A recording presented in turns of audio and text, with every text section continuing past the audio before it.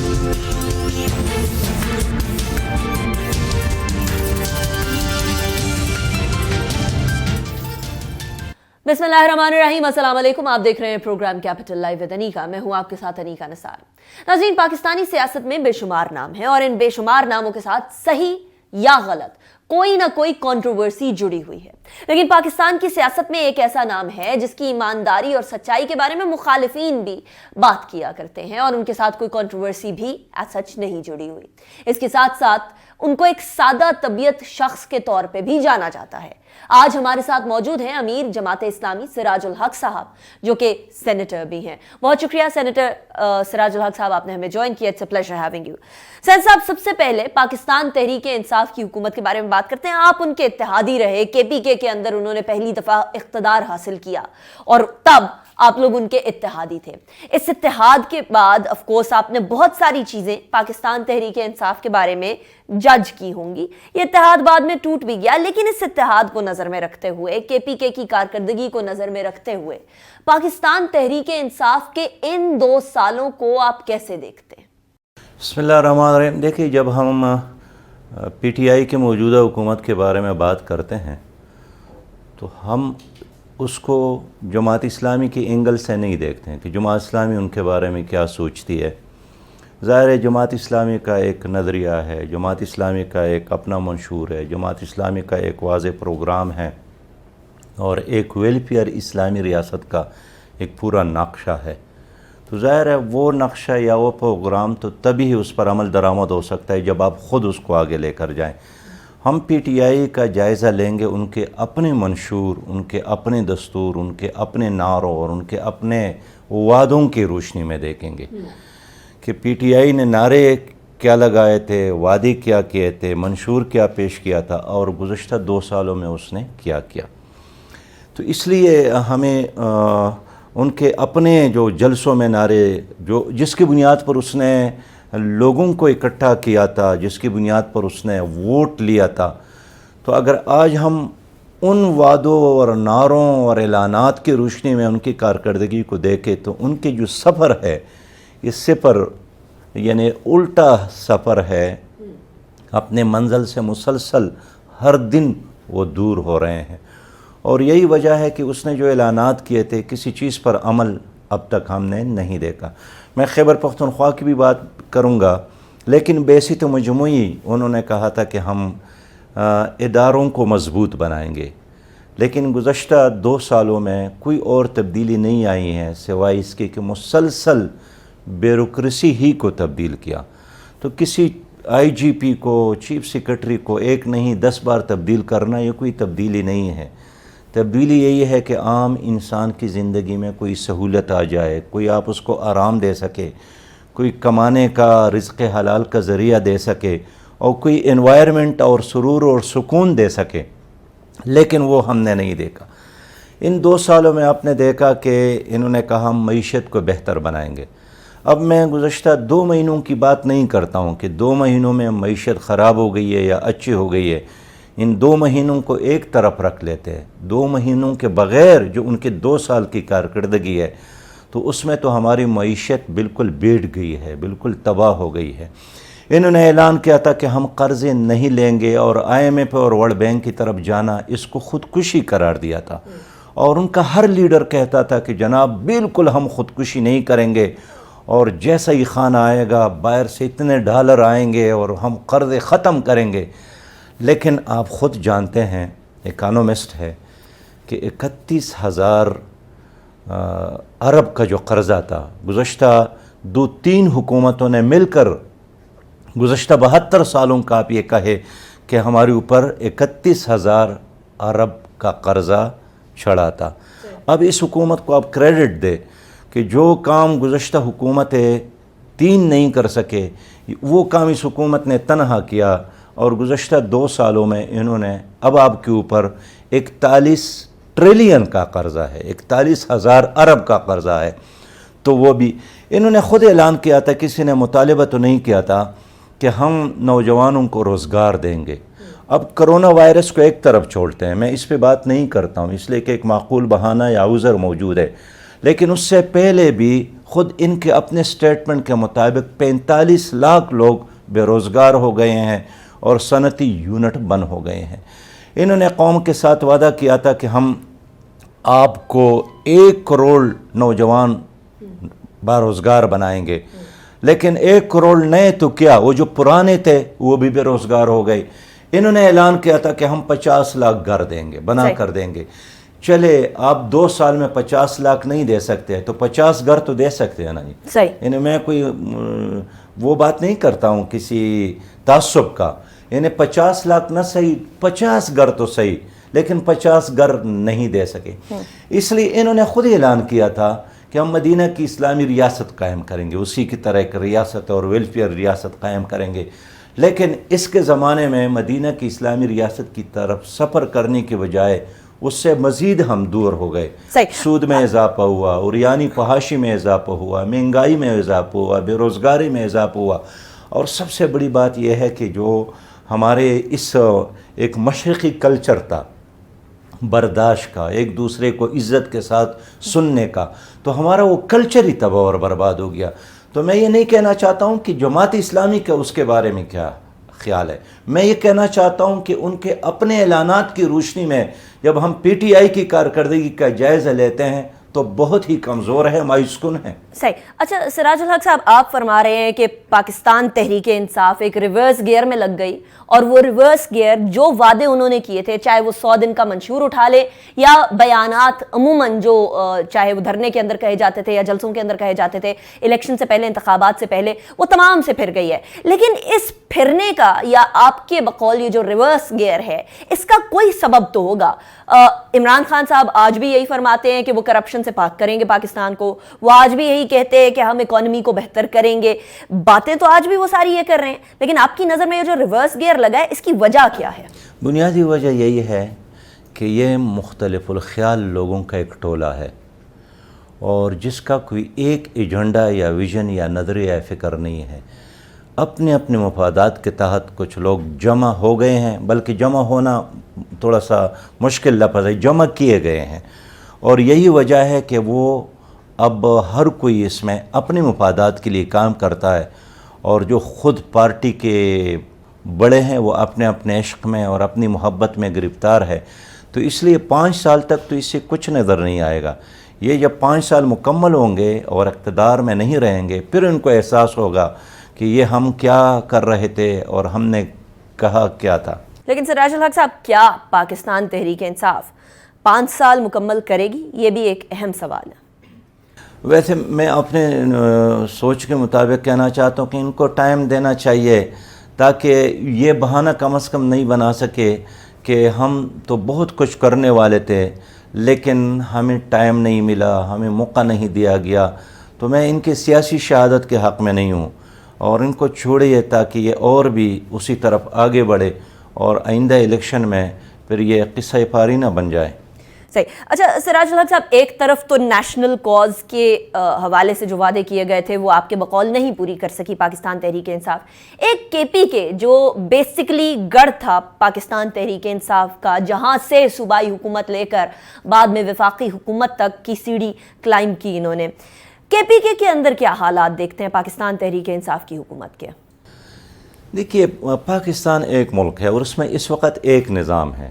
اگر میں کہوں کہ سندھ، پنجاب، بلوچستان اور کے پی کے میں کوئی فرق نہیں ہے، مخصوص کچھ لوگ ہیں، ان کو اقتدار میں لایا گیا، مسلط کیا گیا، ان کے حکمرانی ہے، تانوں میں فرق نہیں ہے، تعلیم میں فرق نہیں ہے، بلکہ اسپتال تو اور خراب ہو گئے۔ پہلے کچھ نہ کچھ کام ہوتا تھا غریب آدمی کا، اب تو یہ پرائیویٹائزیشن کی طرف جا رہے ہیں۔ تو صرف چھت حکومت کی ہے، باقی اگر وہاں آپ کو پانی کی بھی ضرورت ہو تو اس کے لیے بھی آپ کو پے کرنا پڑے گا۔ اب ایک مثال لیں، اس حکومت نے بڑے نعرے لگائے کہ ہم نے خیبر پختونخوا میں 300 ڈیم بنائے ہیں، آپ نے بھی سنے ہوں گے۔ تو میں نے سینٹ کے فلور پہ وفاقی منسٹر سے پوچھا کہ چلے 300 ڈیم آپ نے بنائے ہیں، ہم آپ کو شاباش دینا چاہتے ہیں، لیکن آپ 3 مہینے کام کر کے 300 میں سے 30 کا نام لے لے۔ اب 6 مہینے گزر گئے، وہ 300 میں سے 30 ڈیم کا نام نہیں لے سکے۔ اس لیے ایک پروپیگنڈا ہے، اور ظاہر ہے پروپیگنڈا بھی ایک طاقت ہے، اور آج کل تو لوگ کہتے ہیں کہ ایٹم بم سے زیادہ طاقت جو ہے وہ پروپیگنڈے کی ہے۔ رائٹ۔ اچھا سراج الحق صاحب، پاکستان تحریک انصاف کے اقتدار میں آنے کے بعد اب کچھ سکیمز سامنے آنا شروع ہوئے ہیں، جس کے اندر آئی پی پی سکینڈل ہے، جس کے اندر آٹے اور چینی کے بحران کا معاملہ ہے، جس میں جس طریقے سے قیمتیں بڑھی تھیں ڈالر کی اس کا معاملہ بھی ہے۔ بہت ساری چیزیں سامنے آنا شروع ہوئی ہیں۔ سراج الحق صاحب، ایک ایسا لیڈر جو یہ کہتا ہے کہ میں آنیسٹ ہوں اور جس کی ایمانداری کے چرچے پوری دنیا کے اندر موجود ہیں، جو کہتا ہے کہ میں پاکستان سے کرپشن ختم کر دوں گا، اس کے ہوتے ہوئے ایسے سکیمز کیوں سامنے آ رہے ہیں؟ دیکھیے، یہ پہلے دن نہیں ہو رہا ہے، یہ 2 سال کے بعد یہ کچھ ہو رہا ہے، اور 3 سال کے بعد مزید ہوں گے۔ سب سے پہلی بات یہی ہے کہ اس حکومت نے انہی لوگوں کو ساتھ لیا جو کرپشن کے خاتمے کے لیے نہیں تھے، بلکہ وہ اس چیز میں ماہر تھے کہ پیسہ استعمال کرو، حکومت بنا دو، اور پھر اپنے پیسے میں اضافہ کرو۔ اور یہی وجہ ہے کہ لینڈ مافیا ہے، ڈرگ مافیا ہے، شوگر مافیا ہے، آٹا مافیا ہے، یہ سارے مافیاز ہیں جو حکومتیں بناتی ہیں اور پھر اس میں کماتی ہے۔ لیکن خود حکومت کیا کر رہی ہے؟ آج بین الاقوامی مارکیٹ میں تیل کی قیمت $18 فی بیرل ہے، لیکن آپ کی حکومت کیا اس طرح عوام کو سہولت دے رہی ہے؟ آج بھی اگر آپ نے گاڑی میں تیل ڈالا ہو تو اس حکومت نے فی لیٹر 80 روپیہ آپ سے کمائے ہیں۔ تو وہ بھی ہے جو سامنے آپ دیکھ رہے ہیں اور آپ کو لوٹ رہے ہیں، اور وہ بھی ہے جو رات کے اندھیروں میں آپ پہ حملہ آور ہے۔ تو یہ تمام عناصر اس وقت ایک حکومت میں شامل ہیں۔ اللہ تعالیٰ ان کو ہدایت دے دے، اور اس کرونا وائرس کے وبا کے دوران تو ہم دعا ہی دیتے ہیں کہ اللہ تعالیٰ ان کو ہدایت کرے۔ رائٹ۔ اچھا سراج الحق صاحب، آپ نے تھوڑی دیر پہلے فرمایا کہ جو بھی حکومتیں ہیں وہ لائی گئی ہیں اور مسلط کر دی گئی ہیں۔ کس نے مسلط کی ہیں؟ اور ان تمام حکومتوں کے اندر کیا سندھ کی حکومت کا شمار بھی ہوتا؟ بالکل، یہ تقسیم ہوا تھا کہ سندھ ان کو دینا ہے، پنجاب اور سندھ اور بلوچستان ان کو دینا ہے، KPK میں ان کو دینا ہے، اور یہ آج سے نہیں ہے، یہ بہت پہلے سے اس طرح ہو رہا ہے۔ آج بھی یہ جو موجودہ حکومت ہے، یہ میں کہوں گا کہ صابن پر کڑی ہے۔ اب دیکھیے، اس کے لیے میڈیا کی ارینجمنٹ خود تو نہیں کر رہے ہیں، یہ دوسرے لوگ کر رہے ہیں جنہوں نے ان کو لایا ہے۔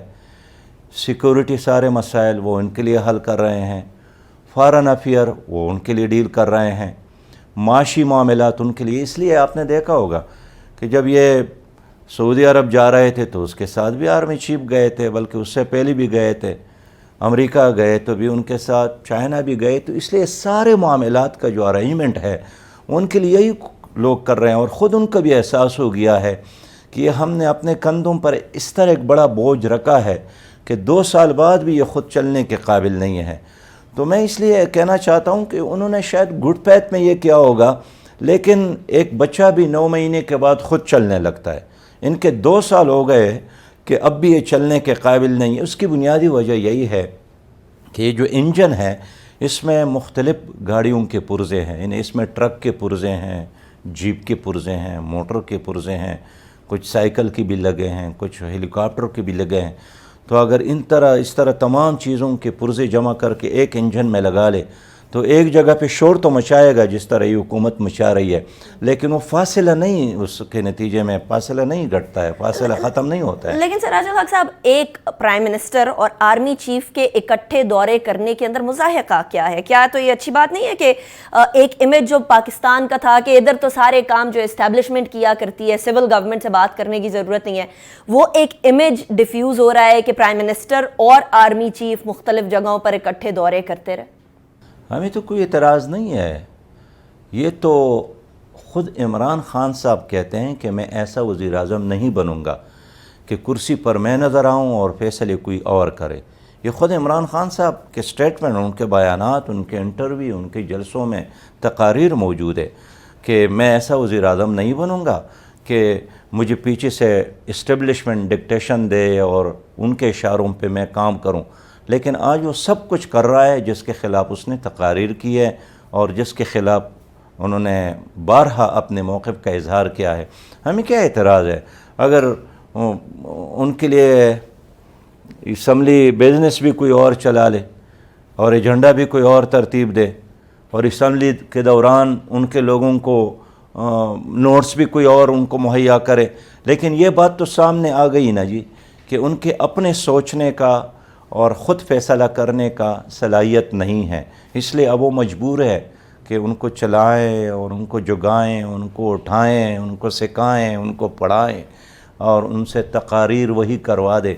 और एक एक चीज़ का अगर हम बात करेंगे वक़्त कम पड़ जाएगा, तो हमें तो एतराज़ नहीं है। एतराज़ तो यही है ना कि ख़ुद इमरान खान साहब के बहुत सारे तकारीर यही थे कि मैं ऐसा वज़ीर आज़म ही नहीं बनूंगा, मैं ख़ुद सोचूंगा और ख़ुद अमल करूंगा। राइट। अच्छा, आपने पार्लियामेंट की बात की, आपने रूल्स ऑफ बिजनेस की बात की। ये पार्लियामेंट के इजलास अभी जो चल रहे हैं, इनके अंदर हुकूमत ने कहा था कि देखिए हम लोगों को इसको वर्चुअली चलाने दीजिए, यानी वीडियो लिंक के ज़रिए, पूरी दुनिया वीडियो लिंक के साथ चल रही है। लेकिन PMLN की तरफ से भी और भी बहुत सारी अपोजिशन जमातों की तरफ से ये कहा गया कि नहीं, हम एक्चुअल एंड फिजिकल पार्लियामेंट के अंदर बैठ कर काम करना चाहते हैं।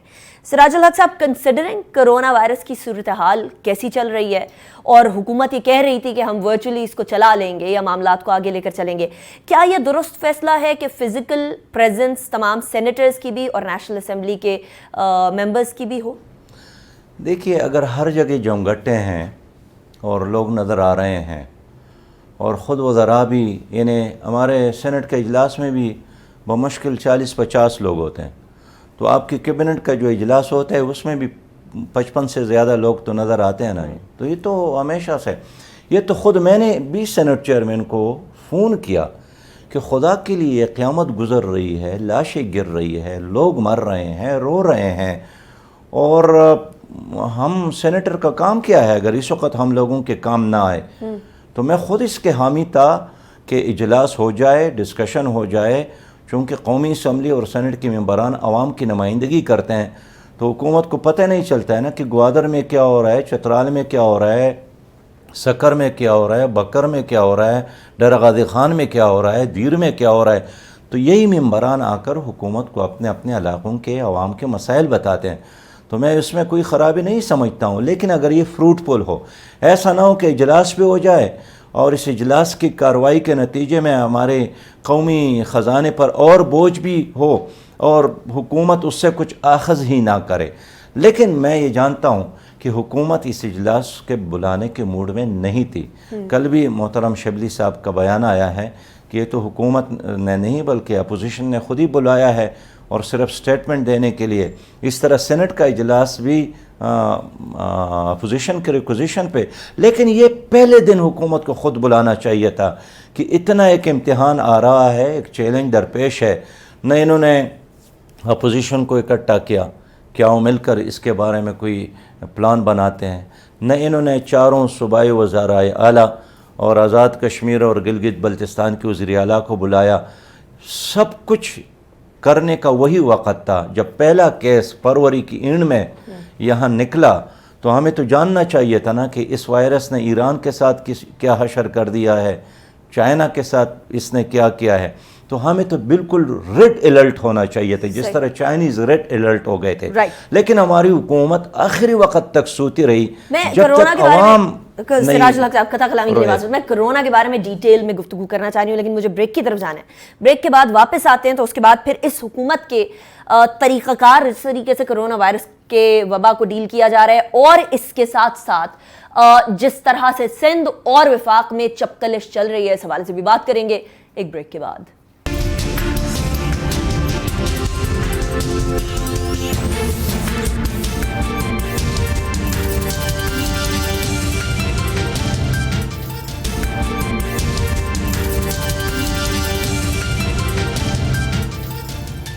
Welcome back after break. Break पे जाने से पहले हम बात कर रहे थे कि कोरोना की वबा के होते हुए सेशन सही है या नहीं। सिराजुल हक साहब का जवाब आपने सुना। अब जरा कोरोना वायरस के हवाले से हुकूमत की तैयारी, प्रिपेयर्डनेस के साथ साथ जो तनाव चल रहा है सिंध और वफाक के अंदर, इस हवाले से भी बात करेंगे। सिराजुल हक साहब, कोरोना वायरस की वबा, आप समझते हैं कि हुकूमत ने अपनी तैयारी सही की और उसकी एग्जीक्यूशन सही हो रही है? क्योंकि हुकूमत की तरफ से भी बारहा कहा जा रहा है कि देखिए बाकी ममालिक, जो बड़े बड़े ममालिक जिनको सुपर पावर समझा जाता है, उनके कंपैरिजन में ज़रा पाकिस्तान को देख लीजिए तो हम लोग तो बहुत बेहतर जा रहे हैं।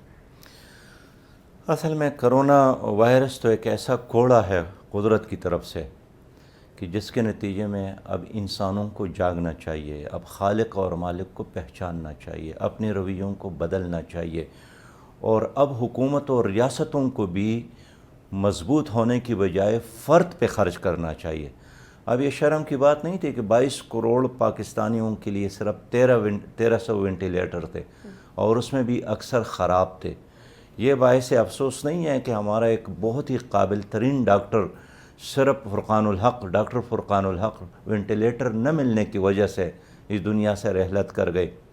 तो मैं अर्ज़ करना चाहता हूँ कि चाइना पर ये वबा अचानक आया है, ईरान के लिए भी निस्बतन अचानक बात हुई, लेकिन हमारे लिए तो ये अचानक इसलिए नहीं था कि एक रेंगती हुई ये तब्तान के रास्ते यहाँ पर दाखिल हो गई, और तब्तान में भी फिर 5, 6, 7, 8 दिन उसने वहाँ इंतज़ार किया, लेकिन 75 लोग थे जो जाहिदान के मेडिकल कॉलेज के टेस्ट के नतीजे में आइडेंटिफाई हो गए थे, लेकिन उनको लाकर यहाँ तब्तान में 7000 लोगों के साथ रखा गया। और सिस्टर, मैंने ख़ुद कोयटा से वहाँ लोगों को भेजा उनकी खिदमत के लिए, तो उन्होंने बताया कि यहाँ तो ऐसा है कि जिस तरह लोग हाजी कैम्प में बैठे हो और क्लासरूम में बैठो, 50-50 लोगों के लिए एक वाशरूम का इंतज़ाम था। वहाँ से लोग भागना चाहते थे।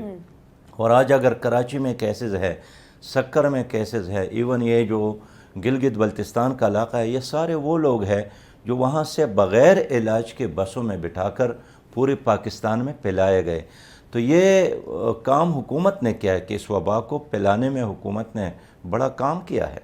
अब वबा फैल गई सिराजुल हक साहब, अब उसके बाद की तैयारी, उसके बाद के एक्शंस के बारे में किस तरीके से देखते हैं आप? मैं कहना चाहता हूँ, हुकूमत ने ऐलान किया ना कि हम 1200 अरब रुपया खर्च करेंगे, ठीक है, तो कहाँ खर्च हो गए? उसमें भी हुकूमत ने अपने पुराने कर्ज़े जो ताजर और उनके मामलात थे, यानी होना चाहिए था कि ये हस्पतालों पे फौरी तौर पर ख़र्च करते, आइसोलेशन सेंटर बनाते, वेंटिलेटर मुहैया करते। इतना वक्त गुज़र गया। असद उमर साहब ने कहा कि हमारे साथ 70 लैब है टेस्ट के, तो क्या 22 करोड़ की आबादी के लिए 70 लैब काफ़ी है? और यही वजह है कि जहाँ भी आप टेस्ट करते हैं तो वहाँ नए नए केसेस आते हैं।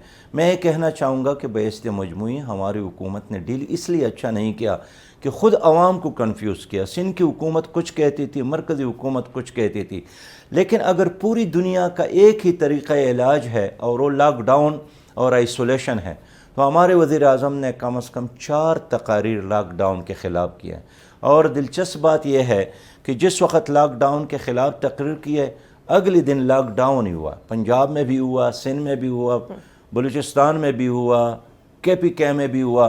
तो लोग ख़ुद हैरान है कि वज़ीर आज़म साहब लॉकडाउन के ख़िलाफ़ है, और लॉकडाउन इसका मतलब यही है कि मामलात चलाना इस हुकूमत के बस की नहीं है। यही है, अल्लाह की तवक्कुल पर निज़ाम चल रहा है। लेकिन अब मैं आपको एक मिसाल देता हूँ सिस्टर। अभी कराची में सरकारी लोग गए थे, वज़रा गए थे, तो उन सब ने आला किस्म के ये जो N95 मास्क है ये इस्तेमाल किए, ये इनके चेहरों पे मुज़य्यन थे।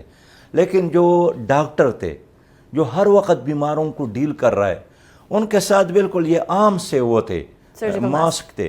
तो आपसे मैं पूछना चाहता हूँ कि ये डॉक्टर को देना चाहिए था या वज़ीर को देना चाहिए? वज़ीर अपने भी इस्तेमाल, ख़ुद भी इस्तेमाल करे, लेकिन सबसे पहले तो जो जिसको आपने सलाम किया, एक दिन हुकूमत ने डॉक्टरों को सलाम किया, अगले दिन हुकूमत ने डंडे उठाकर उनकी कूपड़ियाँ पाड़ी। तो इसलिए कंफ्यूज हुकूमत है, सारी पॉलिसी गोमगो की, और आज तक पॉलिसी मुतय्यन नहीं है। देखिए आज इन्होंने लॉकडाउन ख़त्म किया, लेकिन कोई SOP, अगर SOP है तो उस पर अमल नहीं है, और इसलिए आम आदमी परेशान है।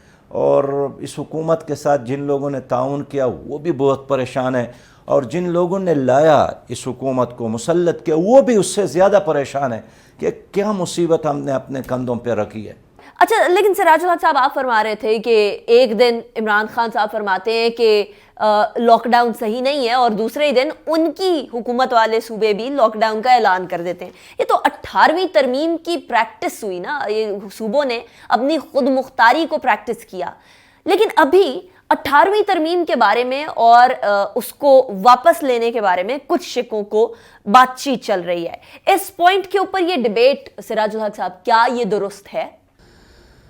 نہیں, میں عرض کرنا چاہتا ہوں کہ جو 18ویں ترمیم کا شوشہ ہے نا جی, وہ بھی ایک ڈپریشن ہے. وہ اس لیے کہ وزراء جتنی بھی ہے یا حکومت کی جتنے بھی کارندے ہیں وہ قوم کو فیس نہیں کر سکتے, وہ میڈیا کو فیس نہیں کر سکتے, وہ سوالات کا جوابات نہیں دے سکتے. اس لیے وہ چاہتے ہیں کہ قوم کرونا کو بھول کر یا ان کے جو ایفیشنسی میں کمی ہے اس پر بات کرنے کی بجائے چلے 18ویں ترمیم کے لے اور اس پہ بات کرے. میں اس لیے کہنا چاہتا ہوں کہ اگر آپ کے گھر میں سسٹر اللہ نہ کرے لاش ہو, اور یہ سارے لاشیں ہمارے ہیں, جو 400 لوگ شہید ہو گئے ہیں یا یہ جو سینکڑوں اور ہزاروں لوگ اس مصیبت میں گرفتار ہیں, سارے ہمارے بھائی بہنیں ہیں. تو ایسے ماحول میں کیا ایک حکمران کے لیے جائز ہے کہ اس لاش کو چھوڑ کر کسی اور ایشو میں قوم کو مصروف رکھے؟ تو جسٹ پر نتھنگ ایک پالیسی اس حکومت نے اختیار کی ہے کہ نئے ایشو کھڑا کر لے, اس لیے تاکہ قوم اس طرف متوجہ ہے. لیکن میں سمجھتا ہوں کہ 18ویں ترمیم پہ بات کرنا یہ کوئی جرم نہیں ہے, جائزہ لینا کوئی جرم نہیں ہے. لیکن اس وقت تو صوبوں کو مزید مضبوط بنانے کی ضرورت ہے. اب دیکھیے صوبوں کے ساتھ وینٹیلیٹر نہیں, اور آپ کہتے ہیں کہ صوبوں کے اختیارات کیوں ہونے چاہیے؟ ہر ایک کے اپنے مفادات ہیں. سچی بات یہ ہے کہ کچھ لوگوں کا یہ خیال ہے کہ اس وقت صوبوں کو زیادہ مل رہا ہے اور وفاق کے ہاتھ میں پیسہ کم رہ جاتا ہے, تو پیسہ زیادہ سے زیادہ وفاق کے ہاتھ میں ہونا چاہیے. تو اگر وہ پالیسی ٹھیک تھی تو یہ 70 سال تو یہی پالیسی رہی نا, وفاق کے ساتھ بہت زیادہ پیسہ رہا. لیکن وزیر اعظم جس شہر سے رہا اسی شہر نے تو ترقی کی, باقی پورا ملک ترقی نہیں کر گیا. اس لیے میں سمجھتا ہوں کہ وسائل کو تقسیم کرنا چاہیے, مزید صوبوں کو دینا چاہیے. رائٹ. اچھا سراج الحق صاحب, ابھی اسی کرونا کے درمیان سندھ میں اور وفاق میں ایسی چپکلش بنی ہے کہ وہ تھمنے کا نام نہیں لے رہی ہے. پہلے کرونا کی کارکردگی سے شروع ہوا, پھر لاک ڈاؤن کے اوپر سوالات شروع ہوئے, پھر یہ کہا جانے لگا کہ سیاست کی جا رہی ہے بیسیکلی کرونا کے اوپر. دونوں ایک دوسرے کے اوپر الزامات لگاتے رہے. کیا ایسے موقع کے اوپر جہاں تمام لوگوں کو یکجا اور یونائٹڈ ہونا چاہیے, وہاں وفاق اور سندھ کی یہ آپسی تناؤ, آپسی چپکلش درست ہے؟ دیکھیے اپوزیشن نے تو اپنا ایک رول ادا کیا کہ ہم نے پہلے مرحلے میں اپوزیشن کا اجلاس کیا, اور سب سے پہلے میں نے حیدرآباد کے قریب حالہ ایک جگہ ہے, ادھر میرا جلسہ تھا. اس میں نے اعلان کیا کہ کرونا وائرس کے وبا کی وجہ سے میں اپنی تمام دفاتر, اپنے تمام ہاسپٹل, اپنی تمام گاڑیاں اور اپنی تمام مین پاور جو ہمارے ڈاکٹر ہے, جو ہمارے طبی اور نیم طبی, وہ میں حکومت کو پیش کرتا ہوں اور اس کو استعمال کرے قوم کے فائدے کے لیے. آج تک وہ جو مہذب دنیا میں لوگ ایک دوسرے کا شکریہ ادا کرتے ہیں نا جی, وہ بھی کسی نے ادا نہیں کیا. اس طرح پھر اپوزیشن کے اجلاس میں بھی ہم سب نے طے کیا کہ یہ وقت آپس میں لڑنے کا نہیں ہے, یہ وقت ہے ساتھ چلنے کا. اور اس طرح لمحے جب جنگل میں آگ لگ جائے تو جنگل کے جانور بھی ایک دوسرے پر حملے چھوڑ لیتے ہیں, نہیں کرتے ہیں, ایک جگہ جمع ہو جاتے ہیں. لیکن مجھے افسوس ہے کہ ہماری اس قیادت نے اس وبا کے دوران بھی ایک پچ پہ آنے کی کوشش نہیں کی, اور ایک دوسرے کے خلاف منفی پروپیگنڈا کرنا, دست پر گریبان رہنا, اسی میں انہوں نے عافیت محسوس کی ہے. لیکن سنجیدہ لوگوں کے نظر میں سندھ حکومت اور وفاقی حکومت کے درمیان ان لڑائیوں کو بہت برا سمجھتے ہیں. کس کو قصوروار ٹھہراتے ہیں سراج الحق صاحب, وفاق کو یا سندھ کو یا دونوں کو؟ دیکھیے جو بڑا ہوتا ہے اس کو تو بڑے پن کا مظاہرہ کرنا چاہیے. کام تو وفاق کا تھا کہ سندھ کو ساتھ میں لاتے, ساتھ بٹاتے, ان کی ضروریات پورا کرتے اور ان کے ساتھ معاملات کو شیئر کرتے. ایسا نہیں ہونا چاہیے تھا کہ اگر سندھ کے وزیر اعلیٰ نے لاک ڈاؤن کا اعلان کیا تو ایک وفاقی منسٹر نے کہا کہ یہ تو کراچی کو فوکس کر رہے ہیں اور کراچی کو تباہ کر رہے ہیں اور کراچی کا استحصال کر رہے ہیں. ان کے ساتھ بیٹھنا چاہیے تھا. تو اس لاک ڈاؤن کو بھی انہوں نے تعصب کے لیے استعمال کیا، اور لاک ڈاؤن کے خلاف یہاں اسلام آباد سے مسلسل بیانات دیے گئے اور کہا کہ یہ تو اشرافیہ کا ہے۔ اگر اشرافیہ کا کھیل ہے تو پنجاب میں کیوں ہوا، پھر سندھ میں کیوں ہو رہا ہے، پھر KPK میں کیوں ہو رہا ہے، پھر کوئٹہ میں کیوں ہو رہا ہے؟ تو ایک گوم گو کی کیفیت ہے، کنفیوژن ہے، اور خود حکومت اس وقت ڈپریشن کا شکار ہے۔ اور میں تو کہوں گا کہ اس وقت بین الاقوامی طور پر بھی ایک آئسولیشن ہے، لیکن وہ ایک فرد سے دوسرے فرد کے لیے، لیکن اس پالیسی کو حکومت نے اپنائی ہے کہ خود آئسولیشن اختیار اچھا سراج الحق صاحب، ٹھیک، وہ مانا کہ گورنمنٹ ابھی پورے طریقے سے کام نہیں کر سک رہی، 2 سال ہوئے ہیں، آپ کوئی بھی اس کی وجہ دے دے، یہ وجہ دے دے کہ حکومتی مشینری 70 سال سے بوسیدہ پڑی ہے، تو اس کو ایک بار پھر حرکت میں لانا بڑا چیلنج کا کام ہوگا۔ لیکن صرف حکومت کی ذمہ داری تو نہیں، ہر جماعت کی اپنی ذمہ داری بھی تو ہے۔ ہر جماعت کے لیڈر کی ایک بہت بڑی فین فالوئنگ بھی ہے، جس کو استعمال کر کے وہ کرونا کے خلاف بڑی مؤثر جنگ لڑ سکتا ہے۔ جماعت اسلامی اور اس کے امبریلا میں الخدمت فاؤنڈیشن کرونا وائرس کے خلاف کیا خدمات انجام دے رہی ہے؟ دیکھیے، جماعت اسلامی نے پہلے دن سے اعلان کیا کہ ہم سیاست کو اس وقت ایک طرف رکھ لیتے ہیں، اپنی تمام سرگرمیوں کو میں نے معطل کیا، اپنی پارٹی کو یہی ہدایت کی کہ کوئی اجتماعی کام اور سرگرمی نہ ہو ساری، اور ساری توجہ اس وقت خدمت پر مرکوز کر لے۔ الخدمت فاؤنڈیشن کی تقریباً 1 لاکھ کارکنان نے کام کیا ہے، اور اس دوران انہوں نے پہل مجھے یاد ہے کہ جب کوئٹہ میں یہ ڈاکٹرز نے ہڑتال کی اور کام جانے سے انکار کیا اور حکومت نے ان پر لاٹھی چارج کیا، تو ہمارے لوگوں نے ان کو سینیٹائزر بھی پہنچایا، ماسک بھی پہنچائے، گلوز بھی پہنچائے، اور پھر تمام ملک میں ڈاکٹروں کے ساتھ ہم نے اس طرح تعاون کی۔ اس کے بعد لاک ڈاؤن کی وجہ سے جو غربت میں اضافہ ہو، غربت میں کیا، لوگ نان شبینہ کے محتاج ہو گئے، اور کوئی چیز لوگوں کے ساتھ نہیں تھی، اور یہ خود حکومت کہتی تھی کہ لوگ بھوک سے مر رہے ہیں۔ بابا بھوک سے مر رہے ہیں تو ان کو دینا۔ وہ 12 ہزار روپیہ کا اعلان جو حکومت نے کیا تھا اب تک لوگوں کو نہیں مل سکے، تو 3 مہینے گزر گئے جن کا اعلان کیا تھا وہ بھی، اس لیے ہم نے حکومت پر تنقید کرنے کی بجائے خود بسم اللہ کیا، اور اب تک میرے جو حساب کتاب ہے یا جو رپورٹ مجھے ملی ہے، 1 ارب اور 63 کروڑ روپیہ کا سامان لے کر ہمارے کارکن نے لوگوں تک پہنچایا ہے۔ اور میں اس لیے ان کو سلام پیش کرتا ہوں کارکن کو کہ یہ ایسا وبا نہیں ہے کہ کہیں سیلاب ہے اور آپ جا کر کسی آدمی کو کچھ دیتے، یہ ایسے وبا ہے کہ آپ کو پتہ نہیں چلتا ہے کہ اس گھر میں داخل ہوتا ہوں راشن دینے کے لیے تو اس گھر میں خود وہ وبا موجود ہے یا نہیں، لیکن ہمارا کارکن ان گلیوں اور کوچوں میں گیا، اندھیرے گھروں میں جا کر انہوں نے سامان پہنچایا۔ اس کے ساتھ ہم نے یہ بھی نہیں دیکھا کہ سرکاری دفاتر ہے، تانوں میں بھی ہمارے کارکن گئے، ڈپٹی کمشنر کے دفاتر میں بھی ہمارے کارکن گئے، ہمارے کارکن نے الحمدللہ مساجد میں بھی اسپرے کی، ہندوؤں کے مندر خانوں میں بھی گئے، چرچز میں بھی گئے، گودواروں میں بھی گئے، اور اس طرح چرچوں میں جا کر عیسائیوں کو، ہندوؤں کو، سکھوں کو، حتیٰ کہ ایک بہت زیادہ محروم طبقہ ہے جس کو آپ کہتے ہیں خواجہ سرا، ان کے پاس بھی ہمارے لوگ گئے اور ان کی خدمت بھی کی، اور انہوں نے بھی اعتراف کیا کہ پہلے بار ہم نے کسی کو دیکھا کہ ہمیں بھی کسی نے انسان سمجھا۔ اس لیے میں سمجھتا ہوں کہ الخدمت فاؤنڈیشن کے ورکرز نے بہت بڑا کام کیا ہے، لیکن یہ بہت بڑا کام اپنی قوم کی تعاون کے ساتھ کیا ہے۔ رائٹ۔ اچھا سراج الحق صاحب، جب آپ نے خواجہ سراہوں کی بات کی اور مائنورٹیز کی بات کی تو بہت ساری جگہ پر، اور اسپیشلی یہ سوال اٹھنا بھی شروع ہوا کہ راشن کی ڈسٹریبیوشن کے اندر کچھ تفریق کی جا رہی تھی، آپ کی طرف سے نہیں، باقی آرگنائزیشنز کی طرف سے۔ کیا اس موقع کے اوپر کسی قسم کی تفریق ہونی چاہیے سراج الحق صاحب؟ دیکھیے، ہمارا تو اپنا ایک طریقہ یہی تھا کہ ہمارا کارکن ایک گلی میں جاتا تھا، پہلے سروے کرتا تھا، اور سروے کے بعد اس کو ہم نے نہیں کہا تھا کہ آپ ہمارے کیمپ پر آ جائے، ہمارا کارکن خود سامان اٹھا کر اس کے گھر پہنچاتا تھا، اور سینکڑوں ایسی جگہ آپ نے خود دیکھے ہوں گی کہ گھر سے ایک آدمی نکلا، کسی نے دروازہ کھٹکھٹایا، جب باہر نکلے تو آدمی بھی نہیں ملا، لیکن اس کے دروازے پہ اس کو سامان ملا۔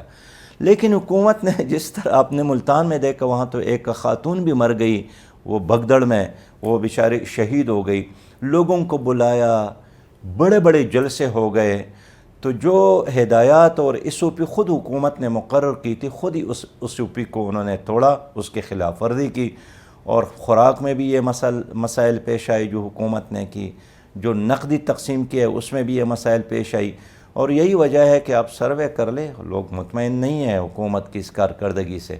صحیح، میں بریک کی طرف جاؤں گی سراج الحق صاحب، بریک کے بعد واپس آئیں گے، اس کے بعد پھر کچھ انٹرنیشنل معاملات کو بھی ڈسکس کریں گے، اسپیشلی سعودی عربیہ اور ایران کے تناظر میں۔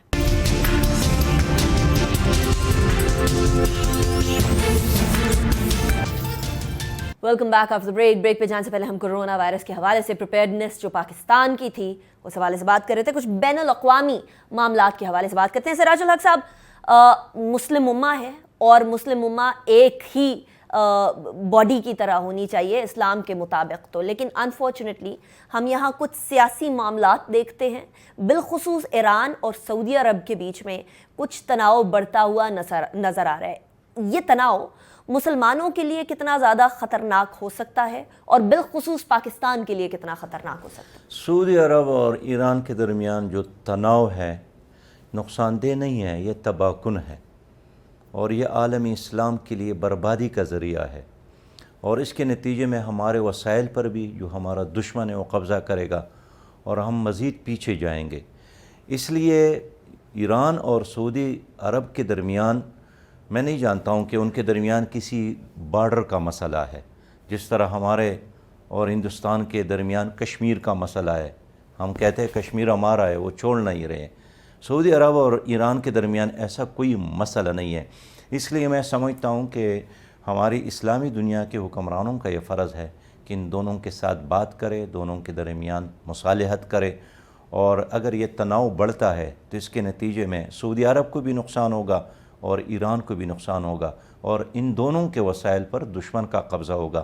اس لیے کہ یہ اسلحہ خرید رہے ہیں تو وہ بھی کس سے خرید رہے ہیں؟ مغرب ہی سے تو اسلحہ خرید رہے ہیں، اور دونوں اس کے محتاج ہو رہے ہیں۔ تو ان کے محتاجی کی بجائے یہ اچھا ہے کہ بھائیوں کی طرح ایک دوسرے کے ساتھ بیٹھ جائے اور بات کرے۔ رائٹ۔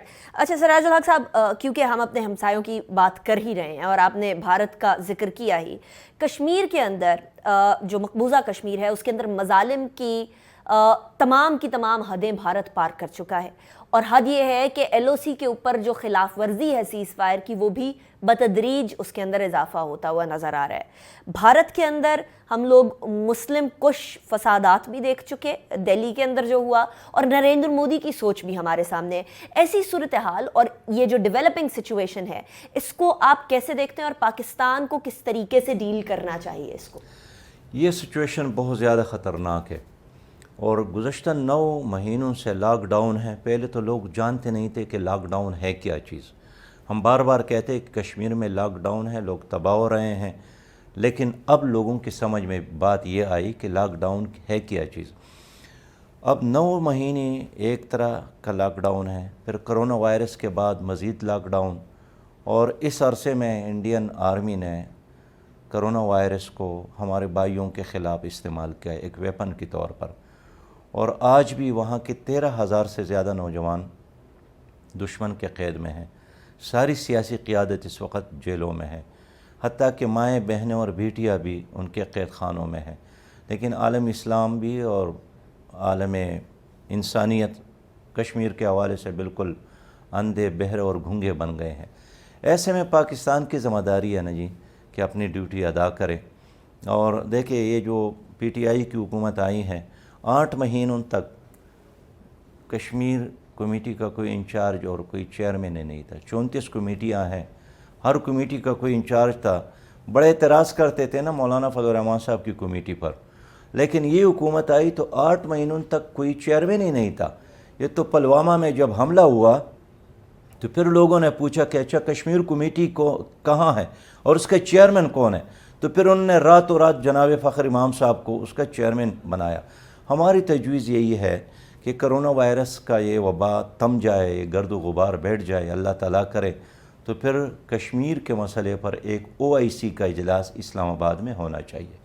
ہماری تجویز یہی ہے کہ ایک نائب وزیر خارجہ صرف اور صرف کشمیر کاس کے لیے مقرر ہو، کہ اس کا کوئی اور جاب نہ ہو، صرف کشمیر کاس پہ کام کرے۔ ہمارا ہماری تجویز یہ ہے کہ پاکستان کی جتنی بھی سفارت خانے ہیں وہاں ایک کشمیری ڈیسک ہونا چاہیے، اور بین الاقوامی سطح پر بھی، عالمی اسلام کے سطح پر بھی ایک پوری مہم چلانے کی ضرورت ہے کشمیر کاس کے لیے، اس لیے کہ کشمیر پڑوسی کا مسئلہ نہیں ہے، کشمیر اسی طرح کا ایک مسئلہ ہے جس طرح اسلام آباد ہے، جس طرح کراچی ہے، لاہور ہے، کوئٹہ ہے، پشاور ہے۔ آپ یوں سمجھے کہ آپ کے کراچی پر کسی نے قبضہ کیا ہے، اس لیے کہ ہمارا شہ رگ ہے اور اس کے بغیر پاکستان نامکمل ہے۔